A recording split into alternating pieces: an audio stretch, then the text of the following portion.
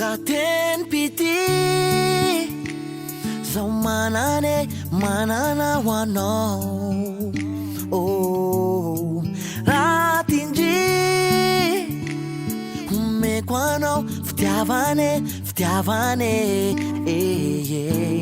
Raha TENIM-PITIA zaho manana ho anao. Raha tindry homeko anao fitiavane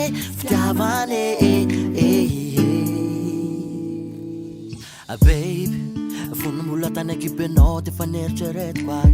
Oh my babe, mananjina ny fitiavako anao ka zamanay. Le senstomany avy alao alofa zaho efa eto. Venoko teny mamy ampitony fo amampanay.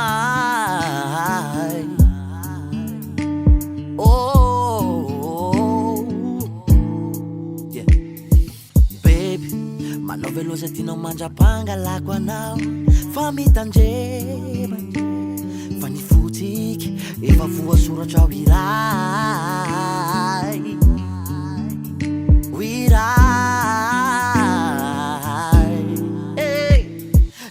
Mety misy any fa zaho lazaiko aminao. Tsy maro ny ohatray ka maaiza mamindry anao. Olo avy lay andro raha TENIM-PITIA zaho manana ho anao. Raha tindry homeko anao fitiavane Raha TENIM-PITIA zaho manana ho anao. Raha tindry homeko anao fitiavane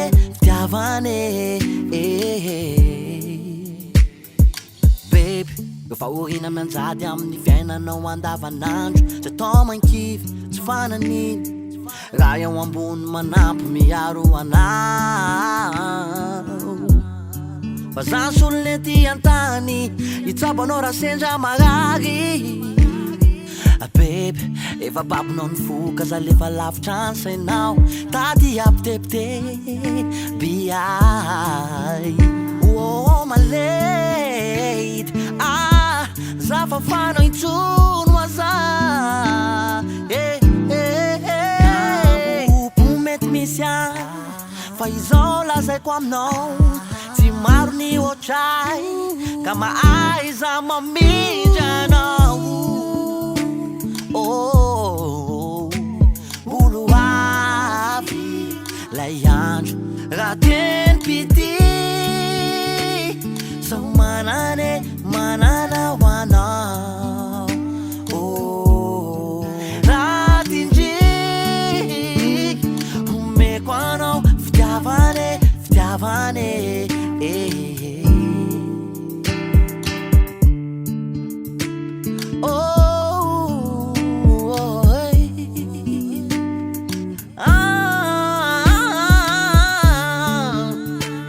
Baby,